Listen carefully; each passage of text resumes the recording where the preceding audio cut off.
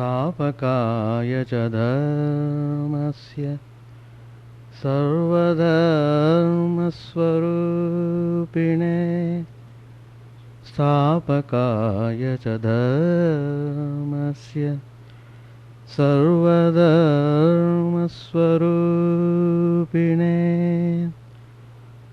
अवतारवरिष्ठाय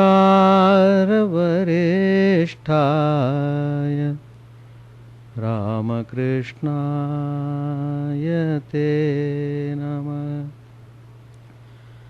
असतो मा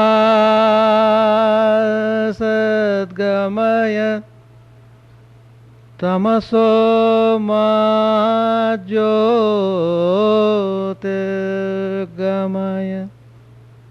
असतो मा सद्गमय तमसो मा ज्योतिर्गमय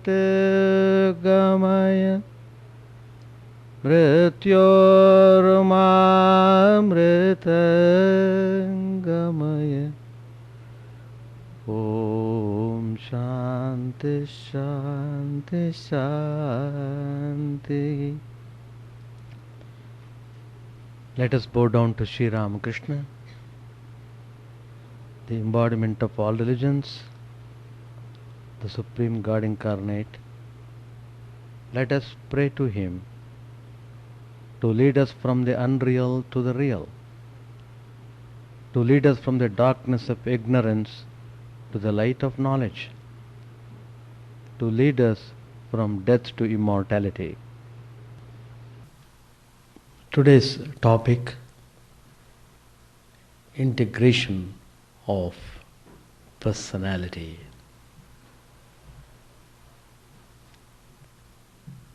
If one has to meet with success in life,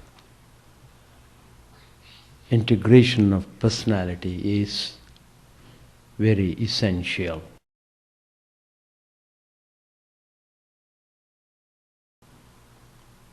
What personality integration means, we can study its significance.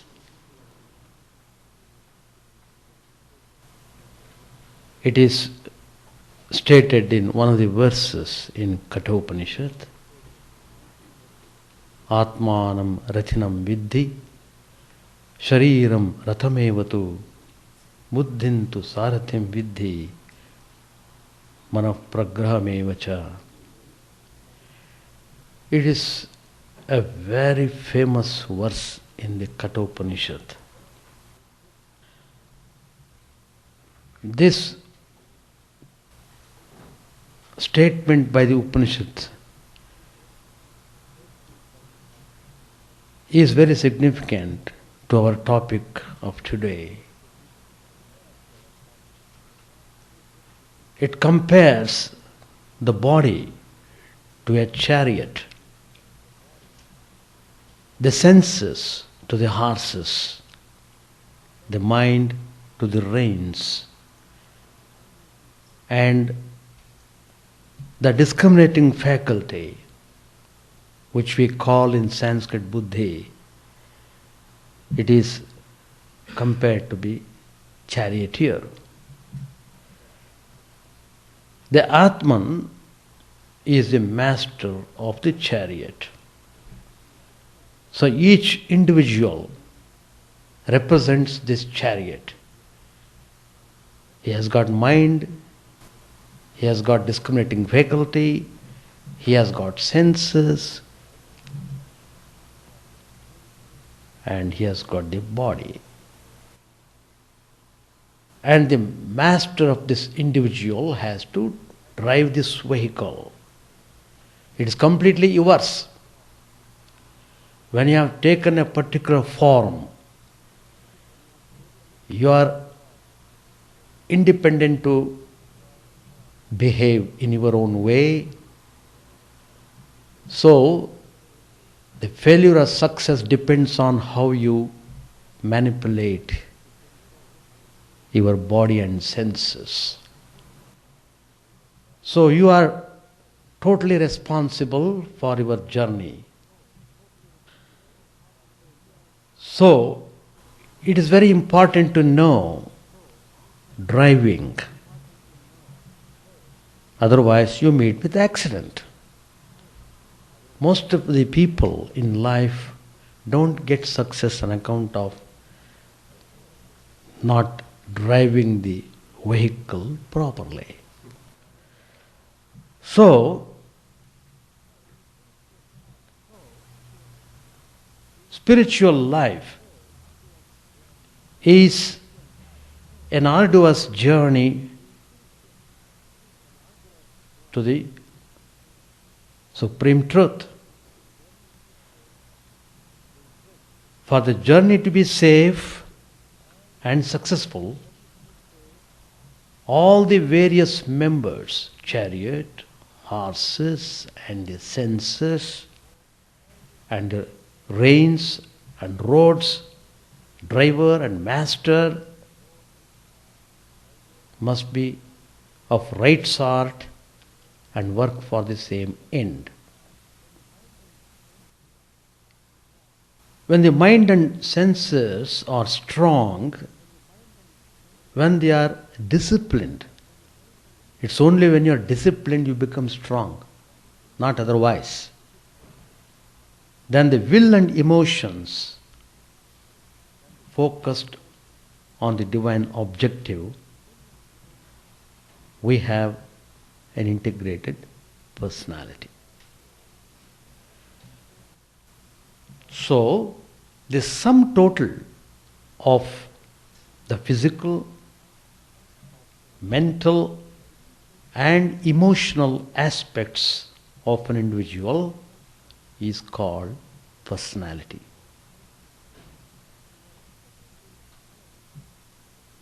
You are expected to know how to coordinate all these aspects. Then you will meet with success in the life. Integration is the resultant wholeness of or harmony among these aspects which I just mentioned, when they are brought round a spiritual objective. Even in ordinary life, we see how important is personality integration and what its absence costs to people in terms of neurosis and other mental disorders. Personality ought to mean the indivisible absolute, or the Purna, which is truth, wisdom and infinity, which we call in Sanskrit, there is a particular phrase, Satyam, Jnanam, Anantam.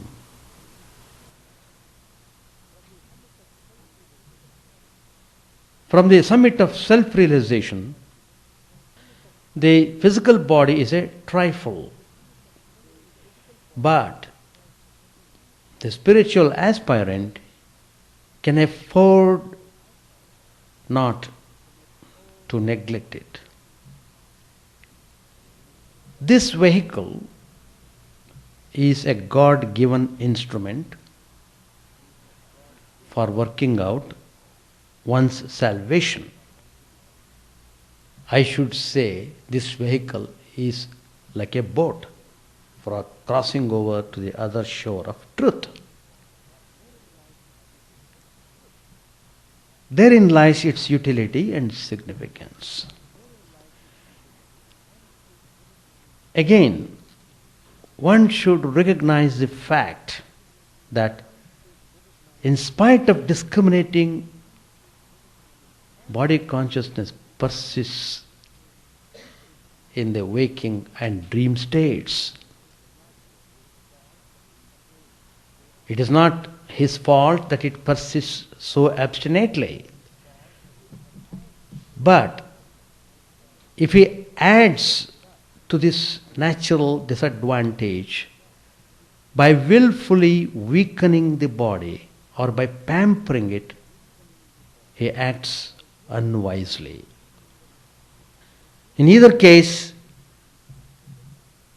he would only need be strengthening the physical attachments he wants to overcome. By weakening the body, he is denying himself the use of a ready furnished tool to attain knowledge. This tool is required, is given so that we can reach our goal. By pampering it, one courts danger, like the man who clutches at a crocodile, mistaking it for a log to cross the river. Body, as I said earlier, is likened to a chariot by the Upanishad. So body is a chariot. Venturing on a long and unknown road, he should see everything is kept in proper condition. Otherwise, one may be in trouble on the way. So when you go for a long journey, you have a thorough check of the vehicle. When the air pressure is proper at the tires, whether the gas is filled properly, everything is thoroughly examined before you undertake a long journey. In the same way, you have to take care of the condition of your body and senses, since you are going on a very difficult journey. So the body of the aspirant is the vehicle for the spiritual journey. So that means the vesicles should be in good condition. If it is not strong and healthy, it may break down under the strain of spiritual efforts and emotions. And a breakdown generally means physical or mental disorder of a serious nature. So, a few essential rules of health and hygiene are surely to be observed. It's very important to maintain the good condition of the body. However, this alone is not enough. From the spiritual standpoint, strengthening the body does not mean building strong muscles. It means strengthening the neurocerebral system, which has to bear the brunt of spiritual efforts and experiences. That's why the spiritual masters have emphasized the need of self-restraint and moral disciplines. If you are well established in controlling your senses, in maintaining moral disciplines, you find the journey would be very smooth and enjoyable. So these are very important. Controlling the senses and established in moral disciplines, because you are undertaking the spiritual journey. So one has to give attention to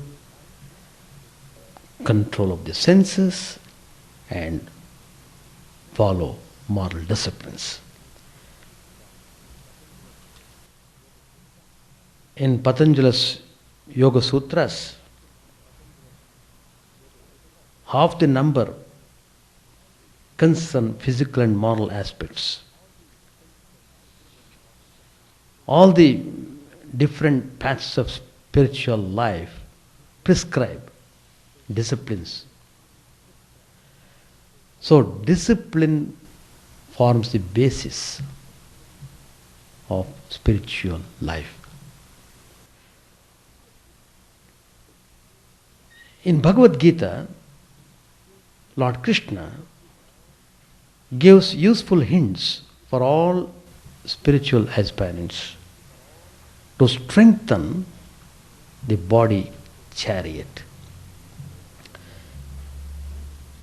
He says in chapter 17, Deva Dvija Guru Prajna Pujanam Shauchamarjavam Brahmacharya Mahimsacha Shariram Tapauchyate Anudvega Karam Vakyam Satyam Priyahitanchayat Swadhyaya Bhyasananchaiva Vangmayam Tapauchyate. So Lord Krishna clearly defines what type of austerities you have to follow to meet with success in spiritual journey. He says, worship of the gods. It's all part of the discipline. Oh, why should we worship? Why should we do that? Why should we do this? If you go on questioning this way, you will reach nowhere. These are all tested methods to control your system. So, Lord Krishna is giving the prescription of austerities. Worship the God, any God, whomsoever you like. That's important. And worship of the holy people and teachers, showing great reverence and devotion, in the sense to follow their instructions very carefully, attentively and seriously.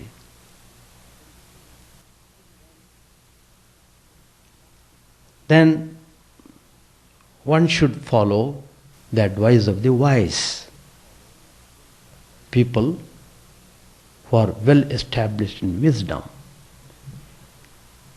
Then Lord Krishna says, cleanliness, uprightness, continence and non-violence, these are said to be the austerity of the body. Then he says, words that do not give offense and that are truthful, pleasant and beneficial, and also the regular study of the Holy Scriptures. These are said to be the austerity of the speech. These are all disciplines. So if you observe yourself individually, well, how far you are practicing austerity, from this standpoint of view, you will come to know you are not practicing any discipline at all. At the same time, you are aspiring good result. Then Lord Krishna says, humility, purity, harmlessness, veracity and chastity. These develop the moral musculature in the aspirant. Purity, physical and ethical, is the best nervine tonic that one can prescribe. Of these virtues again, we particularly refer to chastity. It is one of the most essential spiritual disciplines. Married or single, a religious aspirant should pay abundant attention to this quality of maintaining chastity. the invigoration it can impart to the body, to the nervous system and brain, it is tremendous. It is tremendous. Swami Vivekananda ardently advocates this virtue in his speech to an audience in California. He says, one of the conditions for success in yoga is chastity. It is a cornerstone of all practice. Married or unmarried, perfect chastity. Be chaste and pure. There is no other way. If you can conserve and use the energy properly, it leads you towards God. Inverted, it is hell itself. This is the talk given by Vivekananda in California, which you find in Complete Works of Vivekananda. Swami Chidananda, another disciple of Sri Ramakrishna, he said, the best element in our body is preserved by chastity. If there is no chastity, the mind stuff becomes unsteady. It becomes very shaky. It becomes hollow. Then the image of the chosen deity is no more clearly reflected in it. So all these controlling devices are prescribed to purify the mind. Once you are able to purify the mind thoroughly, you are able to see the complete reflection of the divine in your own heart. Restraint and purification of the sense horses is the next step.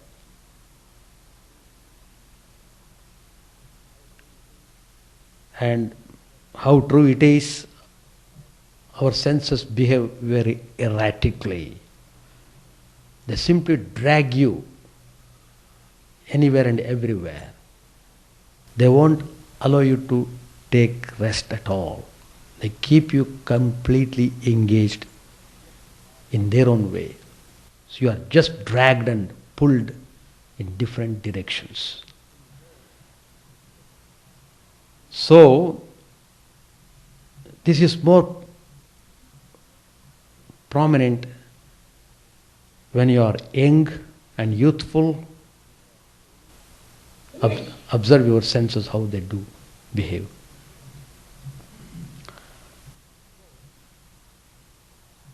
So, one has to pay attention to control the senses.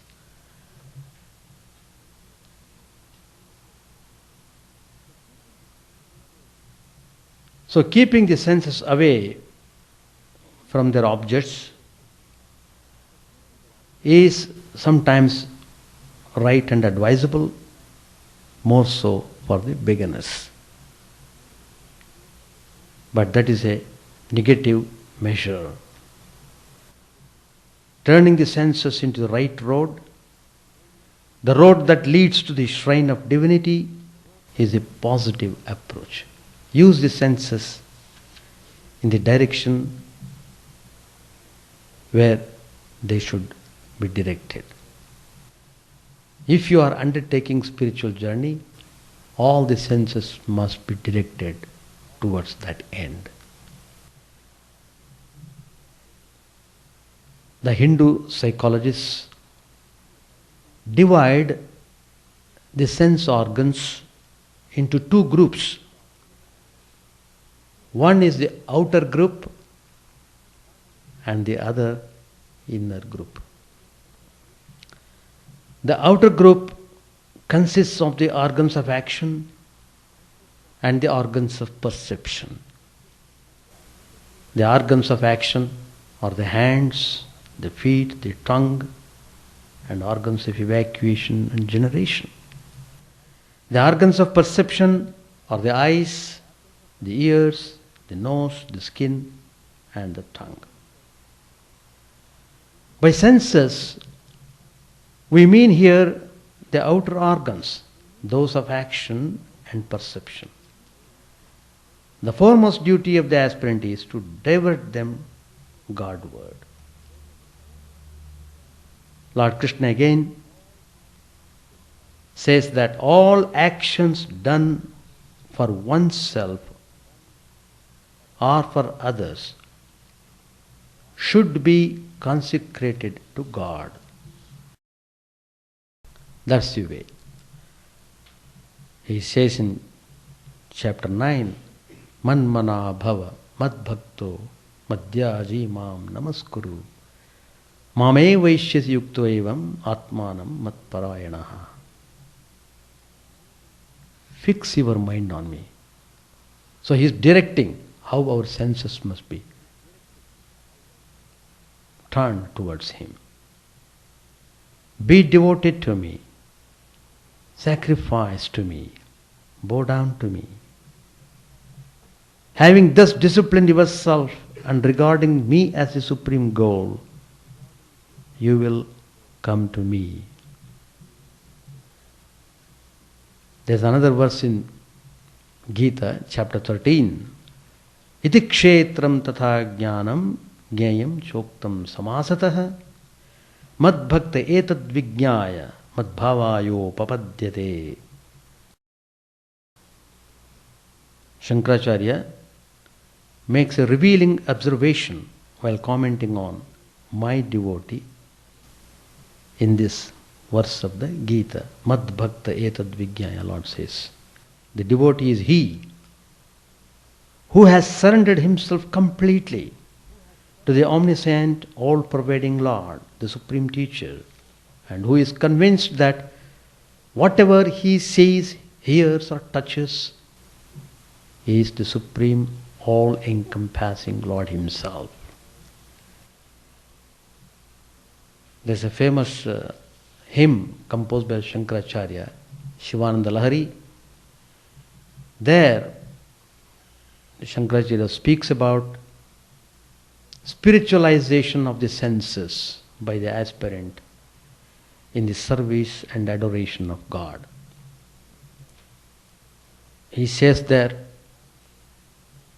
let my mind reside at your lotus feet. It is a hymn on Lord Shiva. Shankaracharya is giving prescription how to direct our senses. Let my mind reside at your lotus feet. Let my speech be engaged in singing praises to you. May my hands ever worship you. May my ears listen to your glories. May my determining faculty be engrossed in your meditation, and eyes, let them look the beauty of your form. When all my senses are thus employed, with what can I know, O Supreme Lord? Books which describe the glories of other gods. So, what is needed here is, by trying to divert our senses towards God, in that process we are purifying our senses. In that process we are trying to integrate our personality. When the body and senses are thus controlled and engaged, the aspirant feels within himself the release of new springs of energy not experienced till then. It does his worldly duties with poise and efficiency. He never neglects the duties. He is never careless. When he sits for meditation and prayer, his body doesn't bother him. His senses do not draw him out. Now the problem of integration becomes subtler and psychological. A strong chariot and a good team are no doubt important for a journey. But a charioteer who can hold a tight rein and steer the horses on the right course is more important. The charioteer's position, which we have mentioned, the discriminating faculty, buddhi, intellect. You have to sharpen that properly. Otherwise there will be disaster. The mind standing for reins in the imagery, in the simile which we have just said, Atmanam Ratinam Vidhi. It's controlled by the buddhi. That is the determinative faculty. Unless the aspirant is unswerving in his resolution to reach the goal, he might be deflected by beautiful by-lanes. He might be carried away by distractions. And these by-lanes are temptations. Some of them very hazardous. So, the spiritual masters advise the aspirants to discriminate constantly and to conceive a burning desire for liberation. Austerity is a key to Brahman, and it is a key to mental restraint also. Lord Krishna again tells in chapter 17, Manaprasada saumyatvam maunamatma vinigraha bhavasamshuddhirityetat tapo manasamuchyate. Serenity, self-control, honesty of motive and silence are the essentials of mental austerity. A serene mind alone can become one-pointed. If the mind is under great stress and strain, you can't concentrate.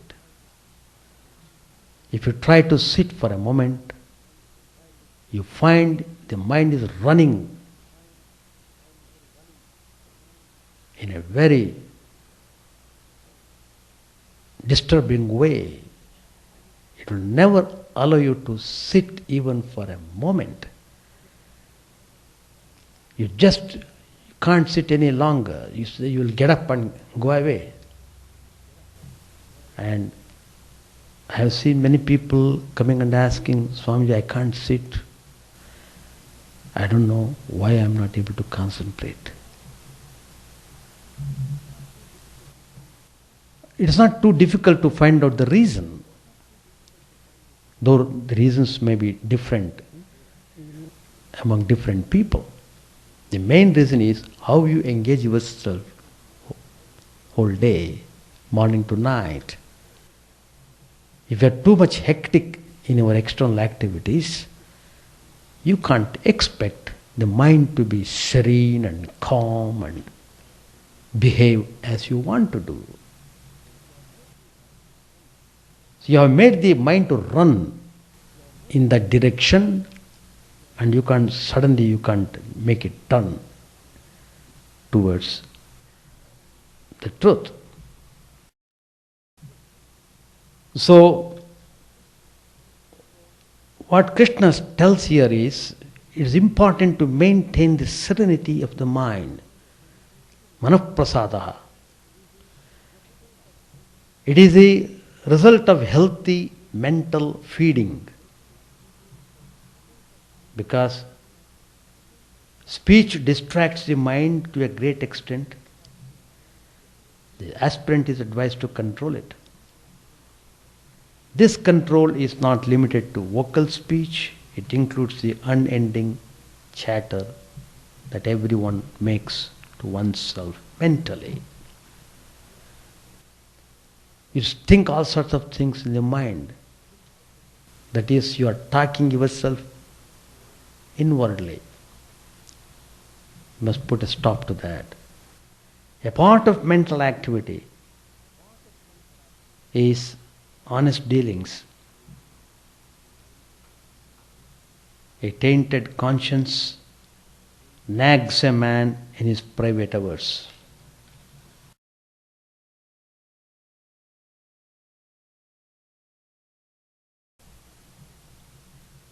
Nothing ruffles the mental lake like the winds of emotions. Almost all the thought trains that rise and drag the mind to unwanted and embarrassing excursions. They are all traced to emotional causes. Integration of personality must take into account the emotions and their psychic potential. Trying to control the mind without harnessing the emotions would not be a fruitful proposition. The spiritual teachers, they are fully aware of this problem. So, they advise the aspirants to cultivate a particular attitude towards God. It's very important you establish some relationship with Him. Sri Ramakrishna himself has set an ideal in this respect. He would always regard God as the Divine Mother and himself as a child of the Divine Mother. He cherished this attitude till the end. He always remained the child of the Divine Mother. In this aspect, there's tremendous lesson for us. If you remain as a child, it means you are totally taken care of by the mother. The child doesn't have to worry about anything. It is the responsibility of the mother to take care of the child in every respect. And if you are able to hold on to divine with this relationship, it will be easier for you to march successfully in your spiritual journey. All the emotional flood is then directed towards the chosen deity whom you are meditating upon. This matures in a profound divine attachment. In that event, no inner cleavage, cause of neurosis and disintegration is possible. Sri Ramakrishna gave his instructions to a Brahmo aspirant while giving him spiritual ideas. He said, direct the 6 passions to God. Generally, we are all tormented by the 6 passions. One is the impulse of lust. It should be turned into the desire to have union with the Atman, union with God. Give that turn to that lustful impulse. Then krodha, anger. Feel angry at those who stand in your way to God. Then lobha, greedy. Feel greedy for Him.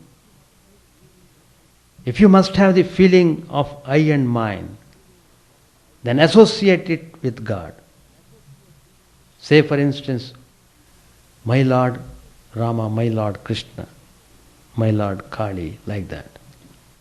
If you must have pride, then feel like Vibhishan, who said, I have touched the feet of Sri Rama with my head. I will not bow down before anyone else. We may note here that Sri Ramakrishna's counsel includes the 3 doorways to hell that Sri Krishna asks us to give up. 3 doorways to hell. It is a very famous verse in the Bhagavad Gita. Lord Krishna says, Trividham narakasyedam dwaram nashanam atmanaha kamaha krodaha tata lobha tasma vedatrayan tyajet. There are 3 great ways of this hell. The lowest state of consciousness in this relative world, leading to the ruin of the person. What are these 3 gateways? One is lust, another is anger, and third is greed. Kamaha, krodaha, lobhaha. These are the 3 gateways to hell. Therefore, these are to be shunned. When you know that is the gateway to the hell, don't enter through that door. That means you have to be careful not to be swayed by these 3: lust, anger, and greed. So by converging the emotions on God, all doorways and hatchways to the hell of inner disintegration will have been sealed. Body and mind under control, emotions unified, mind and intellect steady, the aspirant is only a step or 2 away from total integration. The immediate step is meditation, deep and long, on God. And that climaxes in samadhi or union with God. That is the highest state. It is a state of total integration of the personality. If the preparation is not adequate, meditation proves to be baffling, like curbing the wind. When the preparations are perfect, then meditation becomes like an unbroken stream of oil.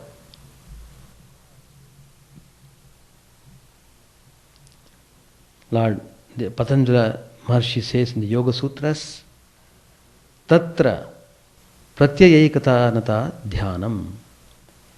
Dhyana or meditation is the continuous flow of cognition towards that object. Lord Krishna says in the Gita, in chapter 13, Dhyanena atmani pashyanti. By meditation on the nature of the Atman, some realize him in the cave of their hearts. Commenting on this word, dhyana, Shankaracharya says, meditation is the one-pointed thinking after withdrawing the senses like ears from objects, like sound into the mind, and the mind into the inmost consciousness. Integration of personality is accomplished only when samadhi is attained, and that depends on the grace of God. Though God is absolutely free to bestow His grace as He likes, still there seems to be a predictability about it. In many cases, grace arrives as a sequel to sincere self-effort. However, God is above partiality. As Sri Ramakrishna said, God's grace is always blowing like a breeze. He who unfurls the sails will catch it. Self-effort is unfurling the sails. Lord Krishna says in the Bhagavad Gita again, Tesham sadada yuktanam bhajatam pritipurvakam dadami buddhi yogam tam yena mamupayanti te. On those who are devoted to me and worship me with love, I bestow the yoga of understanding by which they come to me. Buddhi yoga. That means the discriminating faculty becomes very sharp and they would be able to achieve the goal. Tesham evanukampartham ahamajnanajam tamaha nashayami atmabhavastho jnanadipena bhasvata. Solely out of compassion for them, I, dwelling in their hearts, dispel with the shining lamp of wisdom the darkness born of ignorance. Shankaracharya, commenting on this Jnanadipena Bhasvata, shining lamp of wisdom, he says, in the receptacle of the mind characterized by dispassion, fed with the oil of contentment due to divine love, fanned by the gentle breeze of earnest meditation on the Lord, furnished with the wick of right intuition, purified by the disciplines of chastity, etc., placed in the sheltered recess of the mind, withdrawn from sense objects, and untainted by attachment and aversion, shining with the light of right knowledge generated by incessant practice of concentration and meditation. Such is the lamp of wisdom. Shankaracharya calls this as Jnanadipa.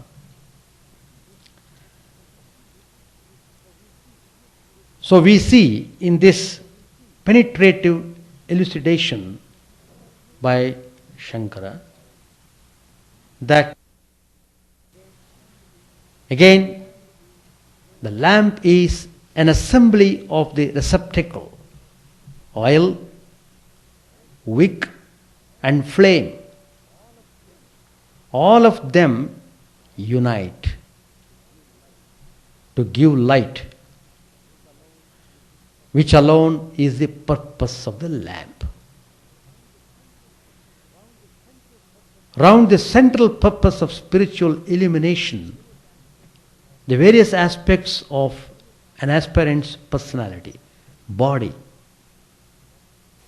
and senses, mind, emotions and will rally and integrate.